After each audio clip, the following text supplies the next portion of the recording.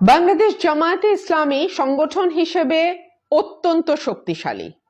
গত কয়েক বছর বিএনপির সঙ্গে প্যারালালি যেই দলটির উপর ক্রমাগত নিবর্তন চালানো হয়েছে, যেই দলটিকে ভাঙবার চেষ্টা করা হয়েছে, যেই দলটির নেতাকর্মীরা জেল জুলুম থেকে শুরু করে মৃত্যুদণ্ড পর্যন্ত নানান রকম নিবর্তনের মুখে পড়েছে, সেই দলটির নাম হচ্ছে জামায়াতে ইসলামী। কিন্তু তারপরেও আমরা দলটির যে সাংগঠনিক শক্তি, ঐক্য, সংহতি এবং একেবারে দলের টপ থেকে শুরু করে একেবারে তৃণমূল পর্যন্ত দলের প্রতি যে আনুগত্য এবং নিয়মানুবর্তিতা আমরা লক্ষ্য করেছি, সেটি সার্টেনলি একটা বিষয় ইঙ্গিত করে যে সংগঠন হিসেবে বা দল হিসেবে জামাত শক্তিশালী শুধু নয়, তাদের নেতা কর্মীদের যে ঐক্য,